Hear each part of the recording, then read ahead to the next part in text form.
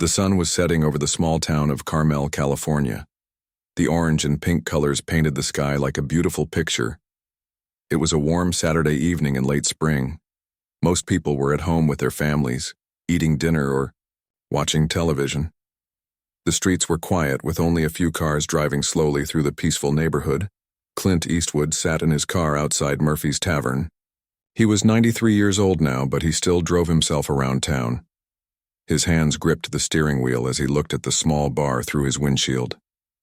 This place had been his favorite spot for over 30 years. It was not fancy or expensive. It was just a simple neighborhood bar where regular people came to relax after work. Clint stepped out of his car and stretched his back. His body was older now, but he still moved with the same calm confidence that made him famous in movies. He wore blue jeans that were faded from years of washing. His flannel shirt was red and black, soft from age. On his head was his favorite cowboy hat. It was brown leather, worn and weathered from decades of use. The hat had been with him through many adventures. The parking lot was almost empty except for 3 old pickup trucks and a small sedan. Clint liked it this way. He could sit quietly, drink a cold beer, and talk with Pete Martinez, the owner of the bar. Pete had been his friend since before Clint became famous in Hollywood. They had met when Clint was still struggling to find acting jobs. Clint pushed open the heavy wooden door of Murphy's Tavern. A small bell rang above his head, letting everyone know someone had entered. The sound was familiar and comforting. Inside, the bar was dim and cozy. Old wooden tables and chairs filled the space. The walls were covered with pictures of local people and events from many years past. A jukebox in the corner played soft, country music. Pete Martinez looked up from behind the bar and smiled widely. He was a short man with gray hair and kind eyes. He had owned this bar for 25 years. Pete knew all the regular customers by name and remembered what drinks they liked. When he saw Clint, his face lit up with genuine happiness. "Clint, my friend," Pete called out in his warm voice. "I was wondering when you would come by. It has been 2 weeks since your last visit." Clint walked slowly to his usual spot at the end of the bar. The wooden stool was worn smooth from years of use. He sat down carefully and placed his hat on the bar next to him. "Hello, Pete," Clint said in his famous low, gravelly voice. "Sorry I have not been around. I was busy with some city council meetings." Pete reached into the cooler and pulled out a cold bottle of beer. He opened it and placed it in front of Clint without being asked. He knew exactly what his old friend wanted to drink. "How are things going with the council?" Pete asked as he wiped down the bar with a clean towel. Clint took a long drink of his beer and sighed with satisfaction. The cold liquid felt good after the warm day. "We are still talking about the new park downtown," he said. "Some people want it, others do not. Politics never changes, no matter how small the town." The two men talked quietly about local events. They discussed the weather, which had been unusually warm for spring. They talked about the new restaurant that had opened on Main Street. Pete mentioned that his daughter Maria had graduated from college and was coming home to visit next week. These were the simple conversations that Clint enjoyed most. At the other end of the bar sat Mary Thompson, a woman in her 70s who came to Murphy's every Saturday evening. She was drinking a glass of white wine and reading a paperback book.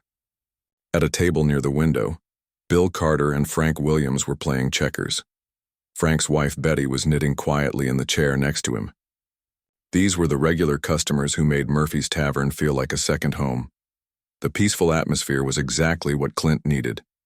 In Hollywood, everything was loud, fast, and complicated. Here in this small bar, life moved at a comfortable pace. No one bothered him for autographs or wanted to talk about his movies. He was just Clint, a neighbor and friend who happened to be famous. Pete wiped down glasses while they talked. "Did you see the new mayor's speech in the newspaper?" he asked. "She wants to bring more tourists to Carmel." Clint nodded slowly. "Tourism can be good for business, but I hope we do not lose what makes this town special. The quiet, peaceful feeling is why people like living here." As they continued their conversation, the sound of loud motorcycle engines began to grow in the distance. At first, it was just a faint rumble, like distant thunder. But the noise got louder and louder. The engines roared and popped as they came, closer to the bar. Mary Thompson looked up from her book with a worried expression. Bill and Frank stopped their checker game to listen to the approaching sound. Betty's knitting needles stopped clicking as she turned toward the window. Even Pete paused in his glass cleaning to look toward the front door. Clint remained calm, continuing to drink his beer slowly. He had heard motorcycle gangs before. Most of them were just regular people who enjoyed riding together. But the way these engines sounded aggressive and intentionally loud made him think these riders might be looking for trouble. The motorcycles roared into the parking lot outside Murphy's Tavern. Through the window, everyone could see 5 large bikes with their riders dressed in black leather jackets. The engines revved several times before finally shutting off. The sudden silence felt almost as loud as the noise had been. Pete looked at Clint with concern.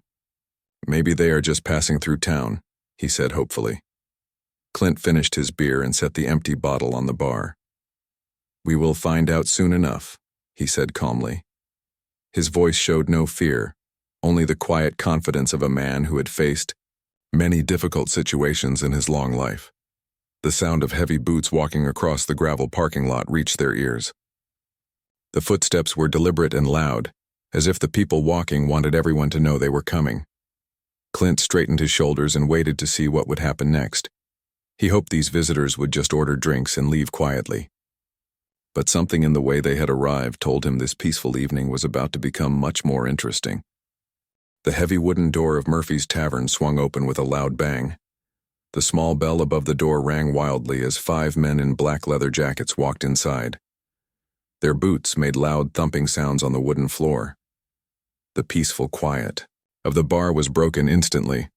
The leader of the group was a big man named Jake Sullivan. He was in his early 40s with thick arms covered in tattoos. His beard was long and unkempt. He wore a black leather vest over a dirty white t-shirt. His jeans had holes in the knees and his boots were scuffed and worn. Jake looked around the bar like he owned the place. Behind Jake came his 4 friends. Tony Rivers was tall and thin with long, greasy hair. He had a gold tooth that showed when he smiled. Sam Clark was short and stocky with a shaved head and multiple earrings. Danny Pierce had red hair and freckles, but his mean expression made him look dangerous. Rick Stone was the youngest of the group, maybe in his late 20s, with nervous eyes that darted around the room. The 5 bikers walked to a large table in the center of the bar. They pulled out chairs roughly, making scraping noises on the floor.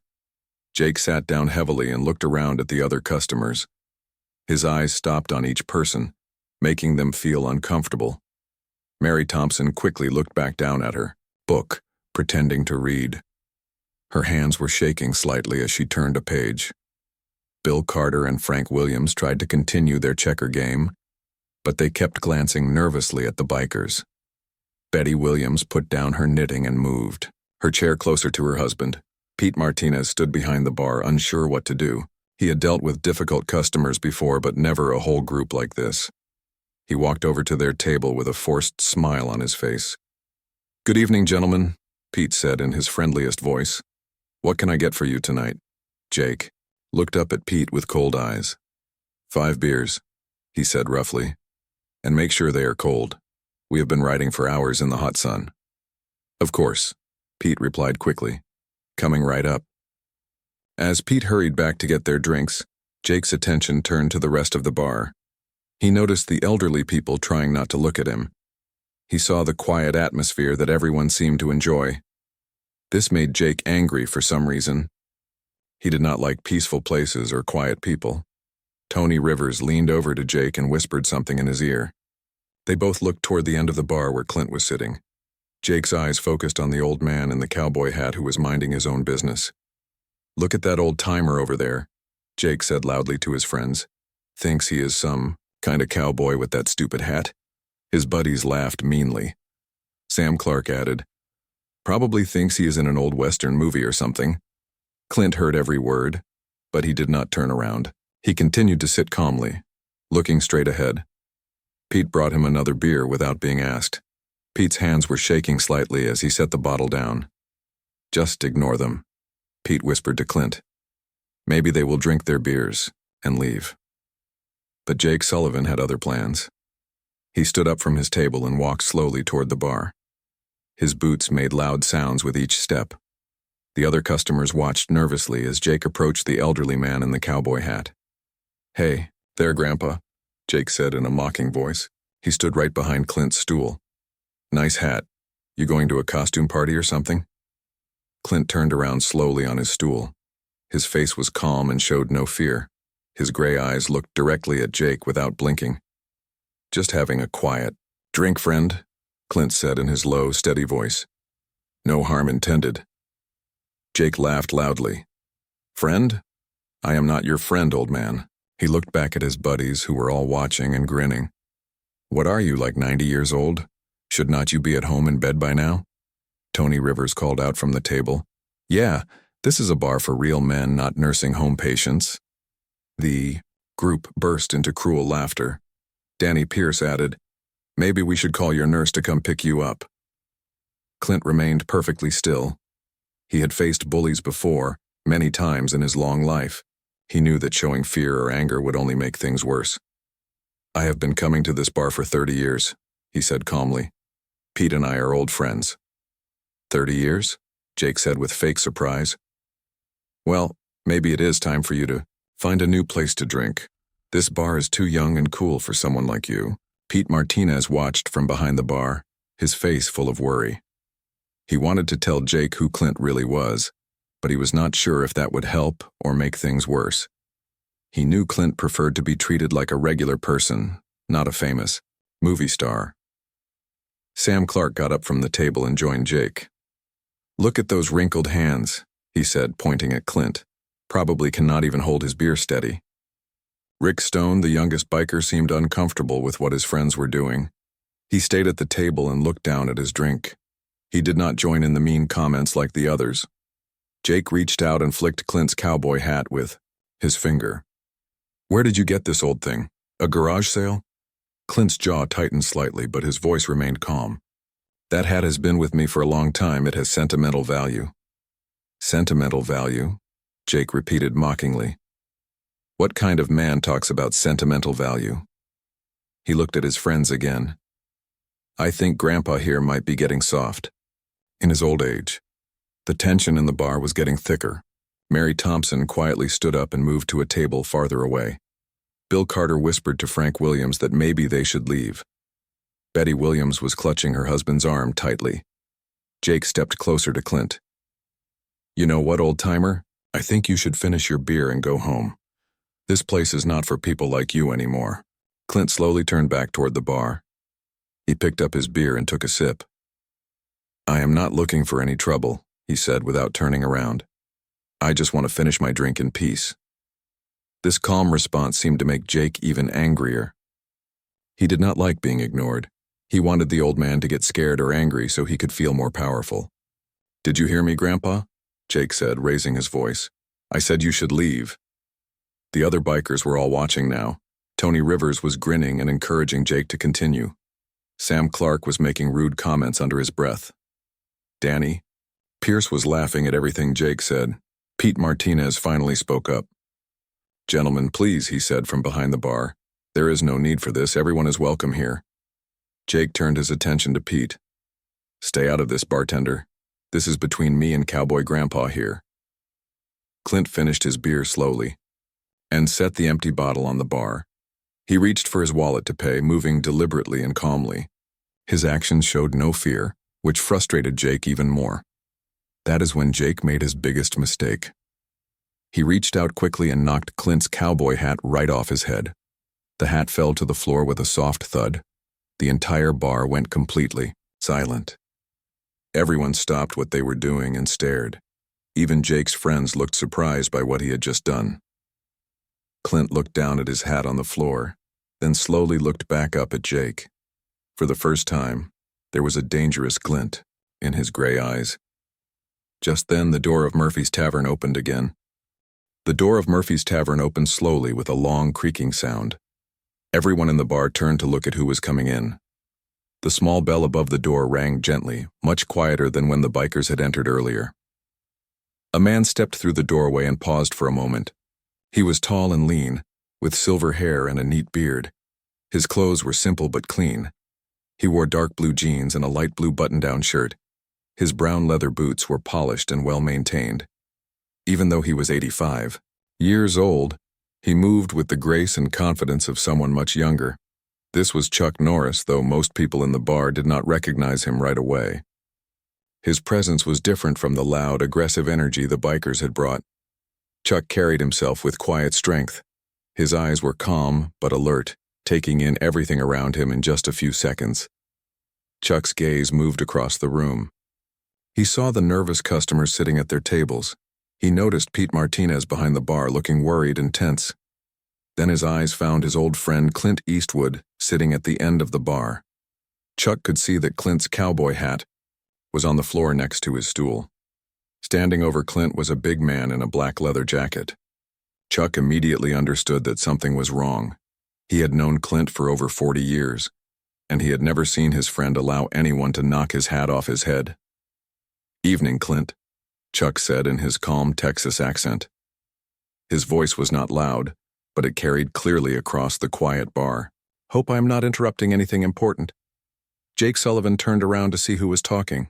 He saw an older man who looked like he might be another easy target. Jake's friends also turned to look at the newcomer. Tony Rivers whispered something to Sam Clark, and they both started to grin. Clint looked up at Chuck with relief and gratitude in his eyes.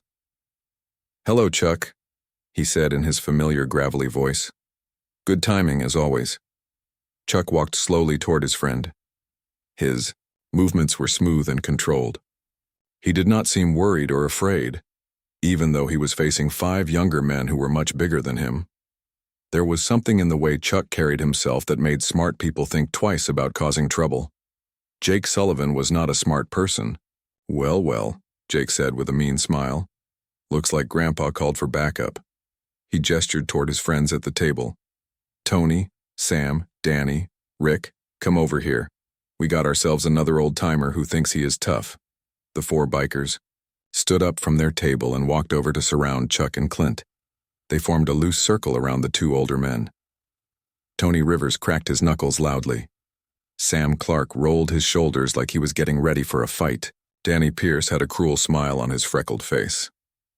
Only Rick Stone seemed hesitant. He stood back a little from the others, looking uncomfortable with what was happening. Rick was the youngest of the group, and he had joined the bikers only a few months ago. Deep down he knew this was wrong, but he was afraid to speak up against Jake.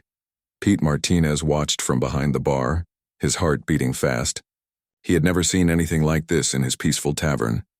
He considered calling the police, but the phone was on the other side of the bar, and he would have to walk past the bikers to reach it. Mary Thompson had moved to the farthest corner of the bar, clutching her purse tightly. Bill Carter and Frank Williams were whispering to each other about whether they should try to help or just leave quickly. Betty Williams was praying quietly under her breath. Chuck looked around at the 5 bikers surrounding him and Clint. His expression remained calm and relaxed. He showed no sign of fear or anger. Instead, he seemed almost bored by the whole situation.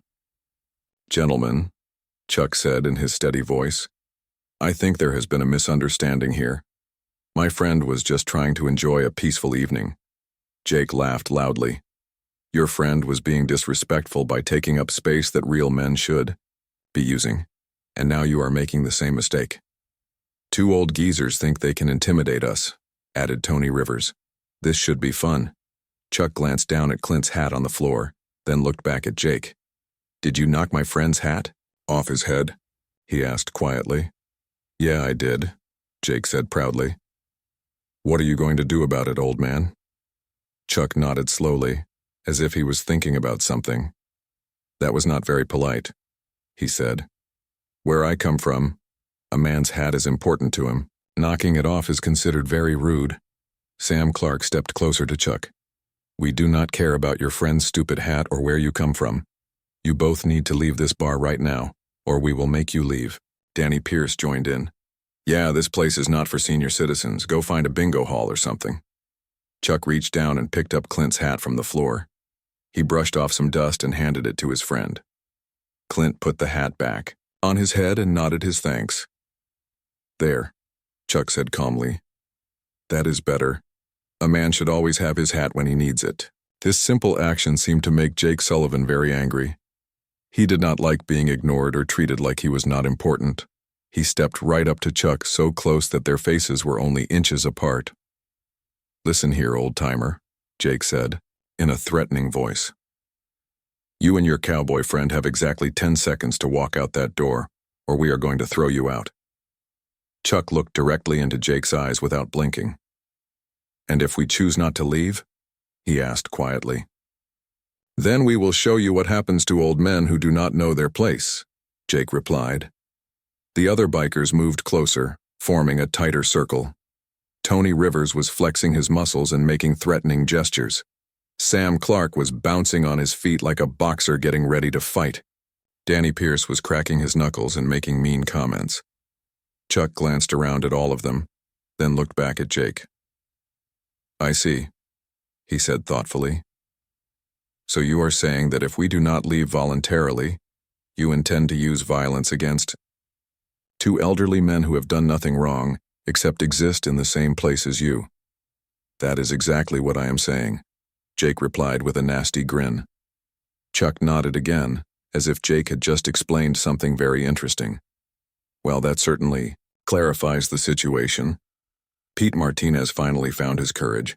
Please, everyone, he called out from behind the bar. There is no need for any trouble. We can all just calm down and have a drink together.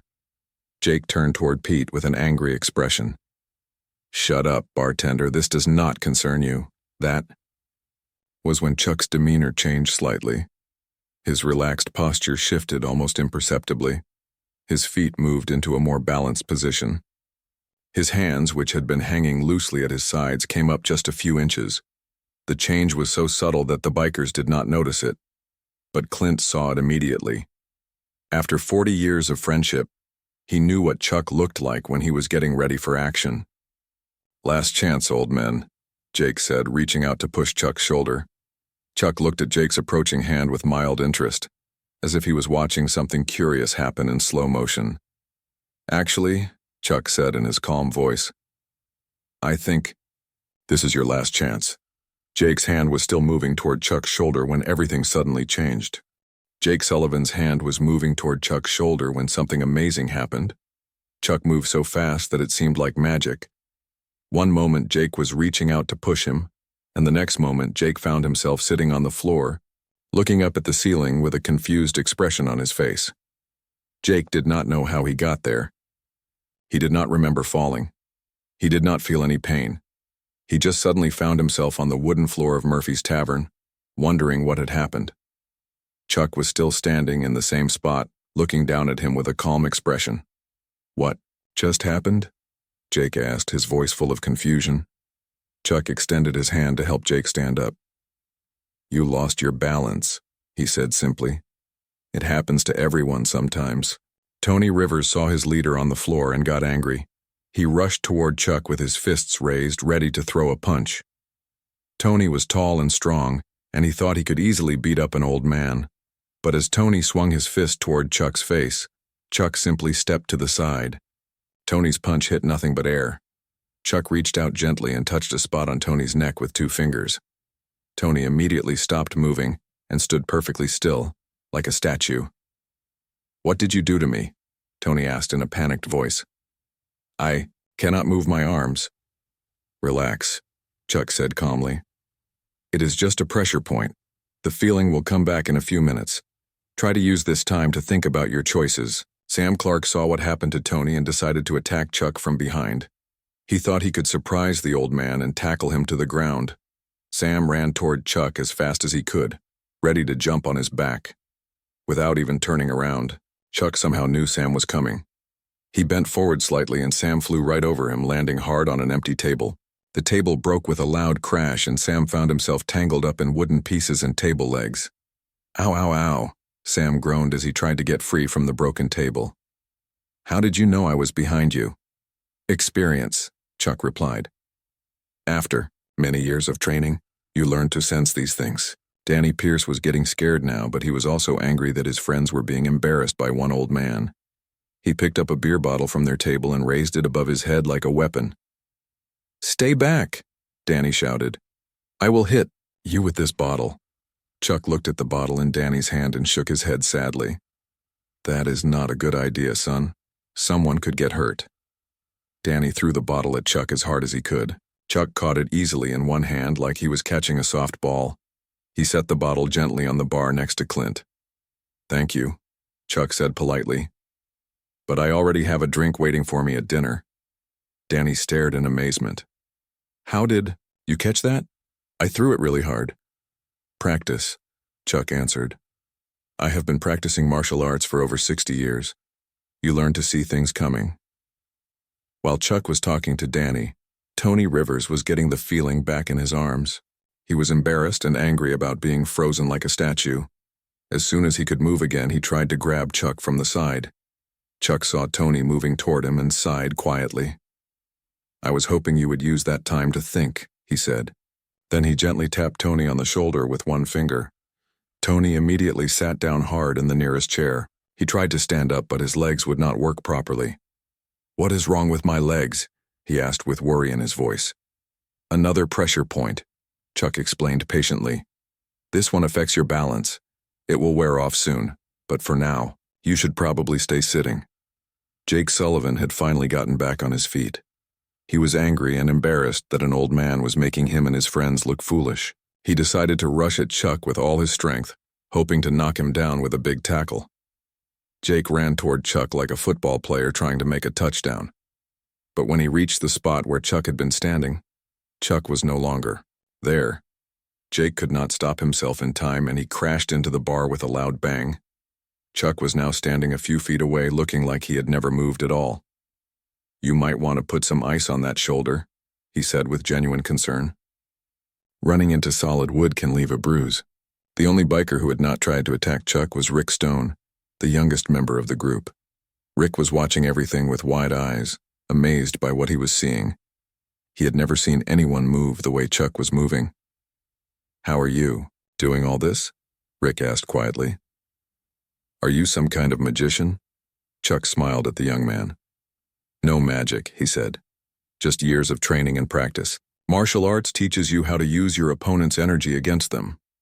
When someone attacks with anger and violence, they become off balance. A trained person can use that imbalance to stop the attack without causing serious harm. Sam Clark had finally untangled himself from the broken table. He was covered in splinters and dust, but he was not badly hurt. He stood up slowly, looking at Chuck with new respect. Who are you? Sam asked. You are not just some regular old guy. Before Chuck could answer, Pete Martinez spoke up from behind the bar. The tavern owner had been watching everything with amazement. He knew he had to tell the bikers the truth. Gentlemen, Pete said in a shaky voice, you just tried to fight Chuck Norris. The 5 bikers all stared at Pete, then looked back at Chuck. Their faces went through many different emotions. First, there was disbelief, then recognition, then embarrassment, and finally fear. Chuck Norris? Jake repeated weakly. The Chuck Norris? The martial arts champion and movie star? Chuck nodded modestly. That is me. Though I prefer to think of myself as just a regular person who has been blessed with some skills. Tony Rivers was still sitting in the chair, unable to stand up properly. Oh no, he moaned. We tried to fight Chuck Norris. We are the stupidest people in the world. Danny Pierce looked at the beer bottle on the bar, the one Chuck had caught so easily. You caught my bottle like it was nothing, he said with wonder in his voice. I have caught much faster things than bottles, Chuck replied with a small smile. But I prefer not to have to catch anything at all. It is much better when people can solve their problems with words instead of violence. Sam Clark brushed splinters off his clothes and looked around at his friends. Jake was holding his sore shoulder. Tony was stuck in his chair. Danny was staring at Chuck like he had seen a ghost. Rick was shaking his head in amazement. Mr. Norris, Sam said respectfully, we are really sorry. We had no idea who you were. We thought you and your friend were just regular old guys we could push around. Chuck looked at each of the bikers with kind eyes. That is exactly the problem, he said gently. You should never try to push around anyone, whether they are famous or not, young or old, strong or weak. Every person deserves to be treated with respect. The lesson was just beginning. Chuck Norris looked around at the 5 bikers who were all in various states of confusion and embarrassment. Tony Rivers was still sitting in the chair, unable to stand properly. Sam Clark was brushing splinters from the broken table off his leather jacket. Danny Pierce was staring at his hands, probably wondering how his beer bottle had been caught so easily. Jake Sullivan was rubbing his sore shoulder where he had crashed into the bar. Only Rick Stone was standing normally, but his eyes were wide with amazement. "Now then," Chuck said in his calm voice, "I think we can all agree that this situation got out of hand, but there is no permanent damage done, and that is what matters most." Chuck walked over to Tony, who was still stuck in the chair. He placed his hand gently on Tony's shoulder and pressed a different spot on his neck. Immediately, Tony felt the strength return to his legs. "There you go," Chuck said kindly. "You should be able to stand now." Tony stood up slowly, testing his legs to make sure they worked properly. "Thank you," he said quietly. "I am sorry for trying to attack you, Mr. Norris." Chuck moved to each of the other bikers and helped them in small ways. He showed Sam which direction to brush the splinters so they would come off his jacket more easily. He checked Jake's shoulder to make sure it was not seriously injured. He even picked up the pieces of the broken table and stacked them neatly, in a corner. "The table can be fixed," Chuck told Pete Martinez. "I will be happy to pay for the repair." Pete shook his head quickly. No, Mr. Norris, that is not necessary. I am just glad no one was seriously hurt." During all of this, Clint Eastwood had been sitting quietly at the bar, watching his old friend handle the situation with his usual skill and grace. Clint was not surprised by what Chuck had done. He had seen Chuck's abilities many times over the years, but he was always impressed by Chuck's gentle approach to solving problems. Now Pete Martinez decided it was time to reveal the other secret. He looked at the 5 bikers who were all standing quietly and looking ashamed of their behavior. "Gentlemen," Pete said, clearing his throat nervously, "there is something else you should know. The man you were bothering at the bar, the one whose hat you knocked off, that is Clint Eastwood." The bikers all turned to look at Clint with shocked expressions. Jake's mouth fell open. Tony's eyes grew even wider than before. Sam stopped brushing splinters and stared. Danny took a step backward in surprise. Rick put his hand over his mouth in amazement. "Clint Eastwood?" Jake repeated weakly. "The Clint Eastwood? The movie star who played the man with no name and dirty, Harry?" Clint turned around on his stool and nodded politely. "That would be me," he said in his famous gravelly voice, "though I prefer to think of myself as just a neighbor who likes to have a quiet drink now and then." Jake Sullivan felt like the ground was disappearing under his feet. He had not only tried to bully a regular old man, he had tried to bully one of the most famous and respected actors in the world. And then he had tried to fight Chuck Norris, one of the greatest martial artists who ever lived. "Mr. Eastwood," Jake said, his voice shaking with embarrassment, "I cannot believe what I did. I knocked your hat off. I was so rude to you. I am the worst person in the world." Clint stood up slowly and walked over to Jake. He extended his hand for a handshake. "We all make mistakes, son," Clint said kindly. "What matters is what we do after we realize we have made a mistake." Jake shook Clint's hand gratefully. Tears were starting to form in his eyes. "I am so sorry, Mr. Eastwood. I was showing off for my friends, trying to act tough. But what I really was doing was being a bully to someone who never did anything wrong." "Apology accepted," Clint replied. "I can see that you are genuinely sorry, and that means a lot." One by one, the other bikers came forward to apologize to Clint. Tony Rivers said he was sorry for laughing at the mean comments. Sam Clark apologized for joining in with the bullying. Danny Pierce said he was ashamed of himself for threatening Chuck with a bottle. Each of them shook hands with both Clint and Chuck. Rick Stone was the last to speak. "Mr. Eastwood, Mr. Norris," he said quietly, "I want you to know that I did not feel good about what my friends were doing. I should have spoken up and told them to stop. I am sorry for being a coward." Chuck put his hand on Rick's shoulder. "It takes courage to stand up to your friends when they are doing something wrong," he said. "But it also takes courage to admit your mistakes afterward. You have shown that courage tonight." Pete Martinez had been watching all of this from behind the bar. He was amazed by how the whole situation had changed. An hour ago, his peaceful tavern had been filled with tension and the threat of violence. Now everyone was shaking hands and apologizing. "How about I buy everyone a round of drinks?" Chuck suggested. Nothing helps people get to know each other better than sharing a cold beer and some good conversation. The bikers looked at each other with surprise. After everything that had happened, Chuck Norris was offering to buy them drinks. Jake spoke for the group. "Mr. Norris, that is very kind of you, but we do not deserve your generosity. We were horrible, to you and Mr. Eastwood." "Everyone deserves a second chance," Chuck replied. "Besides, I have a feeling you gentlemen have learned something important tonight." Pete began serving fresh beers to everyone. The bikers sat at a table near Clint and Chuck, but this time the atmosphere was completely different. Instead of trying to intimidate or impress anyone, they listened respectfully as the two legends shared stories from their lives and careers. Chuck told them about his early days learning martial arts and how discipline and respect were the most important lessons his teachers had taught him. He explained that true strength came not from being able to hurt people, but from being able to protect people and solve problems without violence. Clint shared stories about his years making Western movies and how he had learned that the strongest characters were often the quietest ones. He talked about the importance of treating everyone with dignity, regardless of their age, appearance, or background. The bikers were fascinated by these stories. They asked questions about movies and martial arts, but they also asked deeper questions about life and values. Jake wanted to know how to control his temper. Tony asked about finding direction in life. Sam was curious about what it meant to be a real man. Mary Thompson, who had been hiding in the corner earlier, came back to her original seat and began reading her book again. Bill Carter and Frank Williams resumed their checker game. Betty Williams went back to her knitting. The regular customers were no longer afraid.